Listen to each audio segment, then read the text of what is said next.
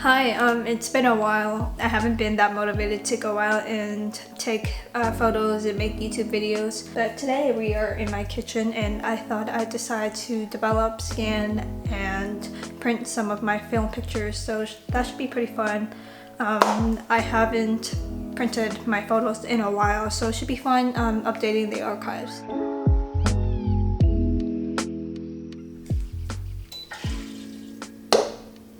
I usually set it to 104 degrees Fahrenheit so it has room to cool down while I agitate. This sous vide cooker is honestly such a lifesaver. I used to just boil water using the kettle and just pour it in and check temperatures manually. And that would take me a long time, especially if you're developing more than what your tank holds. So with this, my temperatures can be a lot more consistent and I can just sit down and wait and not worry about it. So I would recommend it if you're trying to develop a lot of film. Hi, yes, I'm on the floor. I'm on the floor because I usually find it really hard to take off these caps. So I usually use the floor to kind of leverage that pull. Maybe I'm doing it wrong, but I think I'm just weak. Today we're going to be developing a roll of Portra 400 and a roll of 400D Cinestill. I'm pretty excited about both of these photos. I've never shot with this film stock before, so I'm excited to see how it looks. And I shot a roll of this at night, and I'm not sure if I got the exposures right, so I'm excited to see that too.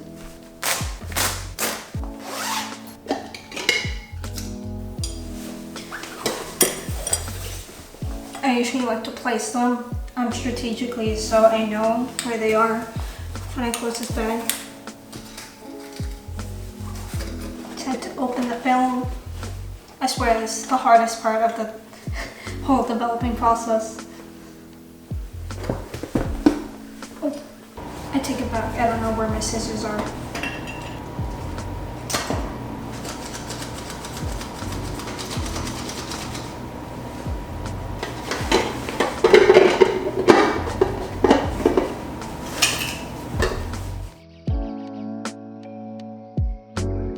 Get your gloves.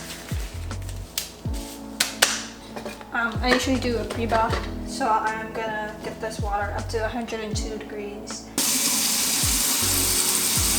Okay, let's put them on a minute so I can dump the water out. For my developing time, you're usually supposed to add 2% on top of each roll. And since I've already developed 15 rolls, I'm gonna develop it for 4 minutes and 33 seconds at 102 degrees Fahrenheit.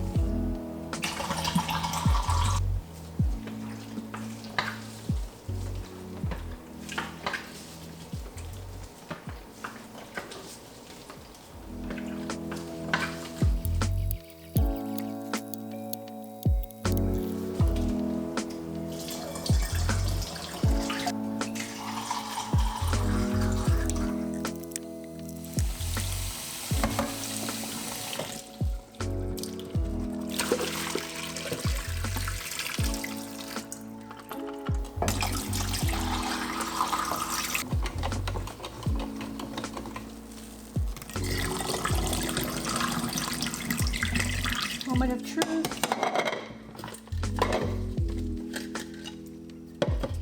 I think I see images.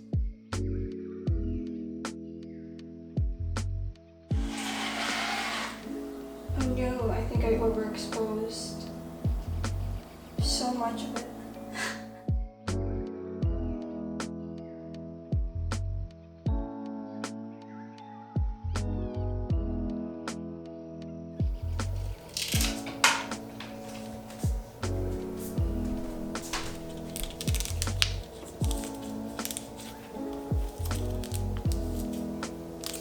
So this is the scanning setup that we have. I have the Epson V550 here. I used to use it a lot for 35mm and medium format, but I just wasn't really happy with my 35mm scans because it just kept on coming out too flat and it needed a lot of editing for it to look decent. So I still use that for medium format. I'm using the Plustek 8200i for the 35mm scans, and overall I've been really happy with it. It's been way sharper and the colors are a lot more accurate. So that's what we're going to be using to scan these photos today. So we have these and I have my trusty rocket blower. My room is super dusty, so no matter how much I dusted, there's always dust on my images.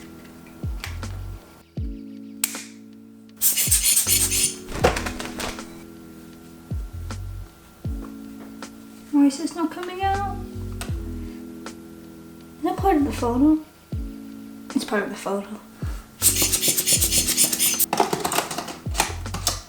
So we're going to be using ViewScan because I didn't get Silver Fast from the last owner. But overall, I've been really enjoying the software. It's a lot more cleaner and more intuitive. So we're going to preview this. I love how much quieter this is compared to the Epson. The Epson, I always feel like it's screaming at you. Nice. I feel like I could align this more, so I'm just going to take it out. I think that looks good. I'm just gonna give it a folder, so first Sinister.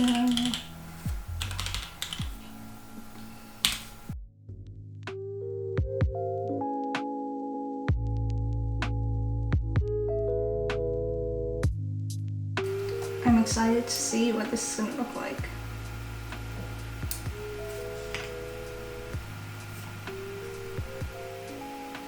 Oh, nice.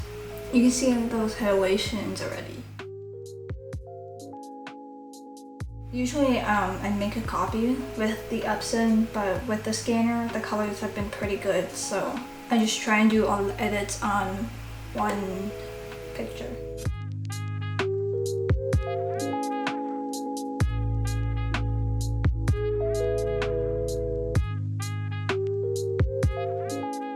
Right now I'm just scanning my roll of Portra 400 and I'll put up a couple pictures here.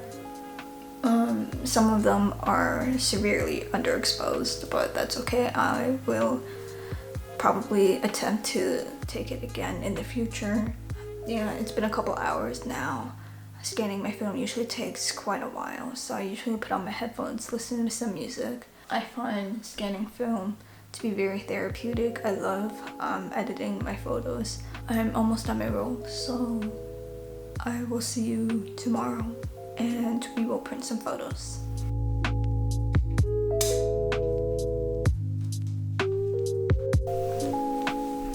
Good morning. I have my printer that I stole from my sister's room and I have some photo paper here. I'm using this Koala Premium photo paper.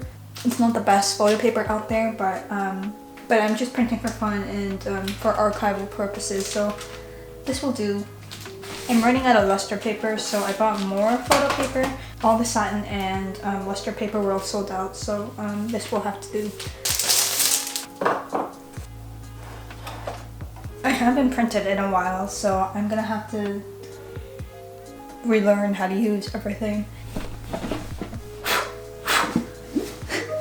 I usually print on a regular size paper, 8.5 by 11, and I have these white borders around it. Oh my gosh, who's dinging me? I usually print photos like this with a white border around it. I'm going to be printing this photo. It's one of my favorites that I took in Niagara Falls, so I think the settings are the exact same as the last time that I printed, hopefully. So I'm just gonna print it.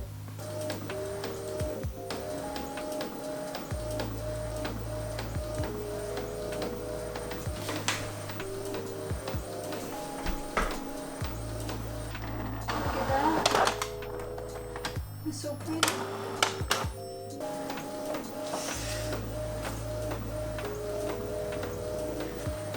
I think something happened here because this part is not supposed to be green in the shadow. It's just supposed to be black. I'm doing a nozzle check.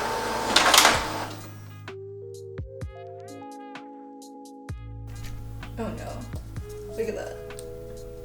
Okay, test number 3 is looking a lot better.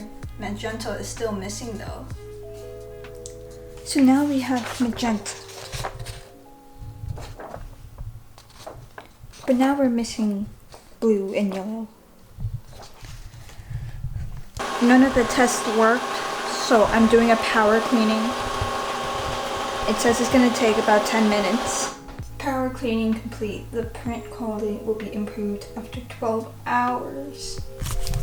Okay, so I guess I'm gonna have to print tomorrow.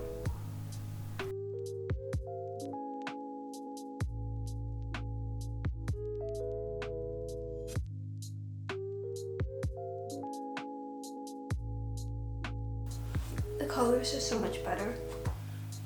I don't love glossiness, but I'm just happy that the colors are okay.